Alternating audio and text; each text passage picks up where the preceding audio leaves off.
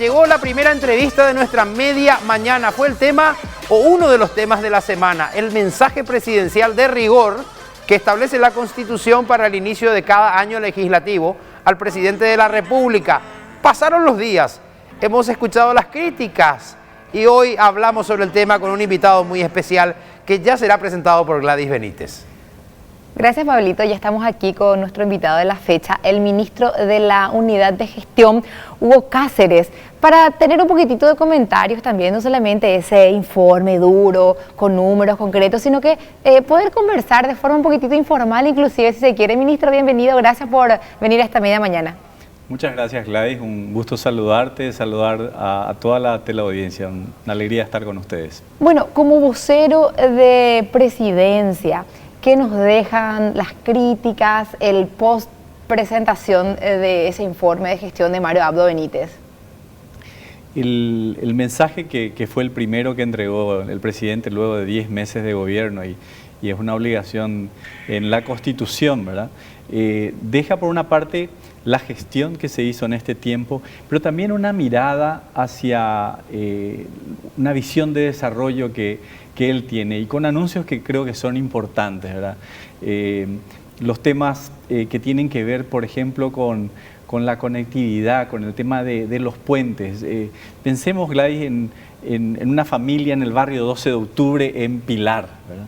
Que cada vez que sube el río, el arroyo, tienen que mudarse con su pequeña empresa de agua, que no pueden seguir invirtiendo por toda esa incertidumbre. El presidente anunció, vamos a hacer una costanera de 120 millones de dólares, la mayor inversión de Pilar en toda su historia, que va a transformar la ciudad por el turismo, por la industria, por la gente. Entonces, creo que eso es importante, pero además, igualmente el puente en Carmelo Peralta y el otro que ya comenzó con el tema de lanzamiento de obras en Presidente Franco y Puerto de Hueso, que la gente lo festeja, ¿verdad? Que afecta la vida de la gente y nos ayuda en la economía. En general, las obras de infraestructura, de hecho, son una pata de la economía, como bien estás diciendo, pero en particular, en el gobierno anterior nosotros veíamos mega obras, pero sobre todo aquí en Asunción y área metropolitana, tenían también en el interior del país,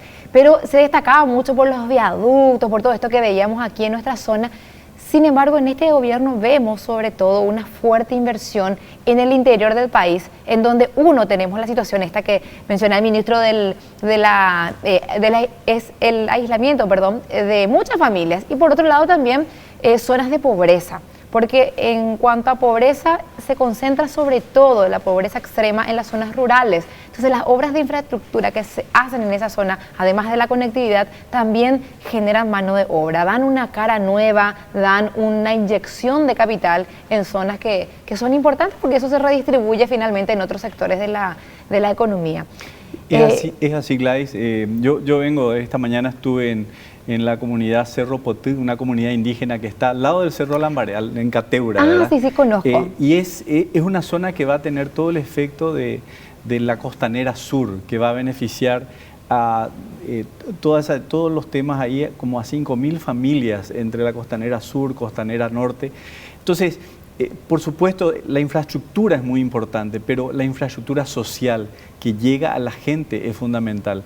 El presidente igualmente en este martes inauguró las mejoras de la planta de alcohol de Troche. Eso beneficia a miles de cañicultores, miles de pequeños productores y muchos temas de caminos rurales, las rutas que conectan las ciudades y a los productores. Pero también hay que decir, están las grandes obras, estos 3 puentes que mencioné, la ruta bioceánica. Hoy ABC justamente le dedica editorial vamos a tener el primer kilómetro de asfalto en un departamento de 86.000 kilómetros. Que es Alto Paraguay, un departamento hermoso. ¿En qué año estamos? Increíble. Pero no solamente eso, eso, Gladys, va a permitirnos, ese va a ser como el canal de Paraguay, ¿verdad? Canal de Panamá, canal de Paraguay, porque va a ayudarnos a conectar el Atlántico con el Pacífico. Esa ruta bioceánica nos lleva al Pacífico, entonces es demasiado importante. También esta semana se anunció el cierre financiero de la ruta 2 y 7, ¿verdad? esos son los primeros bonos que del sector privado que financian al sector público, financian infraestructura. Es demasiado importante todo eso. Entonces son esas obras combinadas, son las mayores inversiones. Después de Itaipú, son las mayores inversiones público-privadas que estamos haciendo. A mí no me gustaría ser injusta con este gobierno porque de hecho estas son obras demasiado necesarias. La inyección económica que vamos a tener va a ser impactante, seguro, con certeza. Ahora, lo que se le cuestionó al discurso de Mario Abdo Benítez tenía que ver con la falta de autocrítica también. Y en esto puedo mencionar varios puntos de los que también comentó hace un momento. Primero, lo de la planta de Troche. Esas inversiones se hacen a través de transferencias a una ONG, al PNUD, en vez de hacer licitaciones vía contrataciones públicas, que por más que es una ley que tiene lagunas y que tiene todas sus limitaciones, es más o menos lo básico que tenemos para controlar, para entrar después, para que la ciudadanía pueda entrar y ver cómo se usó su plata, por ejemplo. Y sin embargo se hace vía PNUD estas importantes mejoras. Después, en cuanto a la ruta 2 y 7, también se cuestionó en su momento tantas oportunidades que se le dio a SACIR, una de las mimadas del gobierno anterior. Entonces, pequeños hechos que hacen sospechar o que te dice, bueno, si hay un ánimo de transparencia, ¿por qué no se hace de otra forma? Dos comentarios ahí, Gladys. Primero, con relación a la autocrítica. Yo creo que efectivamente el presidente señaló, cito dos ejemplos, pero hay más, el problema de medicamentos que afecta a nuestra población, que estamos trabajando en eso, pero claramente el gobierno reconoce que es insuficiente. Y yo visité las unidades de salud familiar y visité no solamente la unidad de salud, sino a la gente en la unidad de salud familiar, la comunidad, y lo que dice la gente, no hay medicamentos, ¿verdad? Entonces, son temas que merecen una mejora estructural en la gestión y en eso estamos trabajando. Tema uno. Tema dos, además del tema de medicamentos, también señaló que los avances en la lucha contra el EPP, todo este tema, no estamos donde él quiere que estemos y donde él está apuntando. O sea, no es que la autocrítica estuvo ausente, primero. Pero segundo, yo viví mucho tiempo en el exterior y a mí me gustaba mucho escuchar, ver el discurso que se llama el Estado de la Unión, que es el discurso equivalente al del presidente de los Estados Unidos. Y te digo, el tema de la autocrítica se encarga siempre la oposición, la prensa, ¿verdad?, que es muy importante. Él lo que le manda a la Constitución es decir cuáles son los avances y cuáles son los planes, ¿verdad? Eso es lo que manda la Constitución y eso es lo que hizo el presidente. Y con relación al otro tema, lo que decías del PNUD y la gestión, la ejecución que demanda la gente, ¿verdad?, y que es tan importante en la inversión pública y en toda la gestión del Estado, más todavía en este momento de la economía, demanda diversos mecanismos. En la ruta 2 y 7 tenemos un mecanismo de APP, en la ruta bioceánica tenemos lo que se llama obra en mano, llave en mano. Entonces son mecanismos que nos ayudan. En el caso del PNUD, que administra fondos de algunos proyectos específicos, la idea es tener la misma transparencia que podemos tener con la gestión pública. A veces esas instituciones facilitan algunos procesos, pero recordemos que PNUD es una agencia de Naciones Unidas, o sea, es una organización multilateral. No es una ONG que se registra en Paraguay, es una entidad internacional y tiene un esquema de manejo que tiene procesos de carácter internacional, ¿verdad? Entiendo. Bueno, antes de pasar al siguiente punto, un comentario más al respecto. Varios años tuve la oportunidad de cubrir el INDERT, sí, el Instituto de Bienestar Rural, era en el pasado. Hoy ya con más funciones en teoría y unos objetivos más amplios, pero más o menos el mismo manejo. Y ahí también se utilizó muchísimo esta figura de la transferencia, es cierto, no era PNUD, aunque sí también hubo un proyecto en particular con el PNUD, pero que quiero comentar es el caso de los pozos, que se usaba la transferencia, la figura de la fuente 800, que es para poder destinar a otros organismos y que sean esos organismos los que subcontraten a empresas que puedan realizar las obras de infraestructura. En este caso eran pozos. Se hizo un derroche de dinero impresionante, se contrataba a cualquier constructora, entre comillas, que en realidad eran empresas de maletín de los políticos de turno, Y finalmente las obras no se hicieron, o se hicieron a medias, algunas hoy ya no están funcionando, este caso está en la Fiscalía. Y también derivó, por supuesto, en otras denuncias después en contra del presidente del INDER de entonces, que era Justo Cárdenas, que hoy está preso, dicho sea de paso, con la medida en el marco de una investigación de enriquecimiento ilícito. Entonces, digo, nomás teniendo esas experiencias, seguramente hay excepciones en las que se deben usar esta figura de otros organismos que administren nuestro dinero. Pero no se puede tener por lo menos los registros, por lo menos analizar, ¿es factible cambiar y usar otro método? En el caso del Petropar, Troche también, justamente, muchísima plata se inyectó a lo largo de la historia y que no funcionó. Entonces, como que tenemos derecho a la duda de ¿será que va a funcionar esta vez? Claro. Y Gladys, ciertamente cualquier proceso, cualquier procedimiento, ¿verdad?, sea una ejecución directa por el presupuesto, alguna binacional o una entidad multilateral como es el caso del PNUD, puede prestarse a abusos. Ninguno de estos procesos está salvo de temas de corrupción. Por eso el presidente instala, tiene un ministro asesor especial en este tema, Carlos Arregui, la Secretaría Anticorrupción, donde está la ministra Teresa Rojas. Es un equipo de ex fiscales que muy fuerte en ese sentido. Y tenemos el caso del TABE, donde se evidenció temas que referían a corrupción, y bueno, eso está en la justicia y se desmanteló toda una estructura. La lucha contra la corrupción, la lucha contra el crimen organizado, contra el narcotráfico, también fueron mencionados dentro del informe del presidente. Y son temas, son desafíos que nosotros tenemos como sociedad, como gobierno, pero también esto toca al sector privado, la sociedad civil. Y es un tema que tenemos como América Latina, digo, o sea que realmente mucho por hacer en ese sentido, pero toda la intención de mejorar. Pienso, Gladys, que también la tecnología nos va a ayudar mucho en este sentido. La transparencia, que la gente pueda acceder. Ayer nosotros anunciamos que el seguimiento de toda esta inversión que se hace, todas estas acciones inmediatas, la gente va a poder ver, porque va a haber una página web dentro del Ministerio de Hacienda donde la gente va a poder seguir esa inversión. Bueno, y justamente otro de los temas también del gobierno tiene que ver con la situación económica. Y a veces que la gente común, como diría Carlos Portillo, no maneja muy bien cuál es el motivo por el cual hoy hay poco circulante, por ejemplo. Y compara mucho. Por lo menos en el gobierno Horacio Cartes, yo vendía más, te puede decir un comerciante, ¿verdad? Desastre con Marito, te dicen en el WhatsApp, los memes.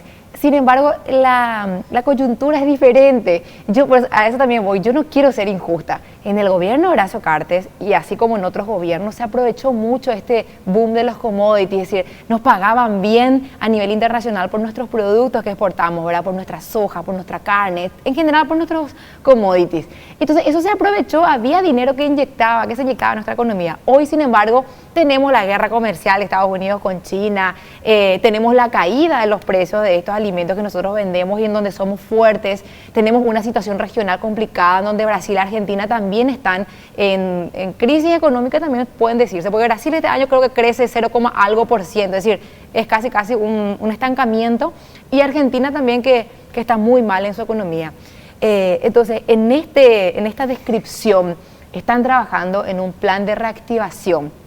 ¿Cuándo podemos concretamente, según sus proyecciones, ver los efectos? Este año parece que ya no tanto, tal vez del próximo. Sí, Gladys. Efectivamente, yo creo que vos lo mencionás. Es un año extraordinario donde se dan por lo menos 6 efectos, ¿verdad? O sea, vos mencionaste alguno, se dio sequía en la siembra de soja y otros cultivos, pero la sequía también afectó la producción de electricidad, ¿verdad? Después se dio la inundación, después el tema de los precios internacionales que mencionaste, Argentina que siguió con dificultades, entonces el turismo que estaba llegando dejó de venir, y Brasil, que era menos esperado, tampoco tuvo un nivel económico, un dinamismo que nos haya favorecido. Entonces creo que uno puede decir, no, pero en el gobierno anterior también pasa. Lo que tiene de extraordinario este año es que todo esto pasa junto, ¿sí? Todo en un año. Entonces, algunos dicen, es una tormenta perfecta. No sé si es tormenta perfecta, pero le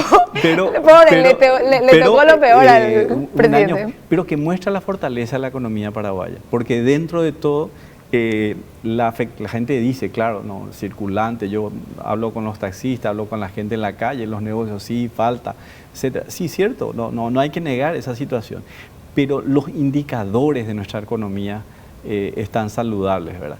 Y más que eso, creo que la buena noticia es que ayer tuvimos reunión de equipo económico y veíamos que la inversión pública aumentó en 16%, junio contra junio. Esto es para comparar algo, son 250 millones de MOPC, ¿verdad? Solamente. Si tomamos toda la inversión pública son 360 millones al primer semestre, 23% más que el año pasado. Pero eso no es todo. La parte de los créditos públicos, ¿verdad? El Banco Nacional de Fomento tuvo su segundo mejor mes de su historia. 460.000 millones desembolsaron en junio. La AFD, la mayor cantidad de pedidos en los últimos 6 años para el mes de junio. O sea, te vamos mostrando algunos indicadores que vos decís, esto se comienza a mover más rápido. Y si sumamos el tema del sector privado, que tenemos 300 millones de dólares de pedidos bajo la ley 6090, ¿verdad?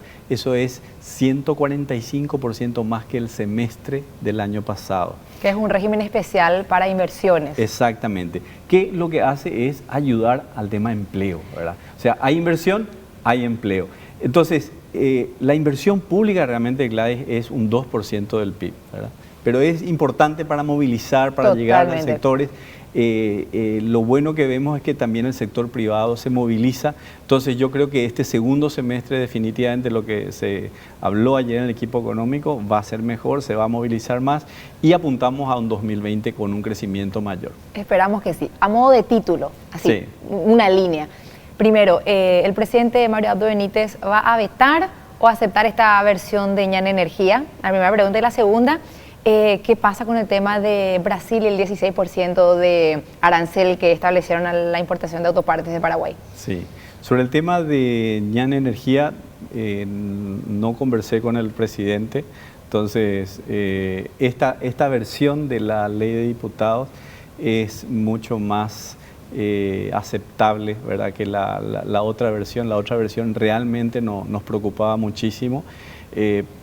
Parecía un gran beneficio para toda la gente, sin embargo beneficiaba mucho a la gente con más recursos, a la gente más rica, y era en la práctica muy difícil de medir, así que esta versión parece más aceptable, pero no tuve esa conversación, así que no lo quisiera mencionar. Y sobre el tema de las autopartes, ayer hablamos en el equipo económico, es un tema que todo el equipo, la ministra Liz Kramer, el canciller, el mismo presidente están siguiendo de cerca en la propuesta con Brasil de suspender esta medida provisoriamente y reiniciar esa negociación de un acuerdo permanente. El contacto con las industrias que trabajan en este tema es un tema muy importante, así que en eso estamos, Gladys. Ministro, muchísimas gracias por tu tiempo. Sí, si me das 30 segundos quiero decirte algo más que apareció en el informe y que es demasiado importante y son las reformas de segunda generación. Lo que estamos haciendo en educación, las unidades de salud familiar, la atención primaria de salud, la reforma tributaria, esas nos van a ayudar a crecer más para adelante. Eso es todo. Muchísimas gracias, ministro. Así conversamos entonces sobre este informe presidencial y lo que nos dejó el análisis al respecto.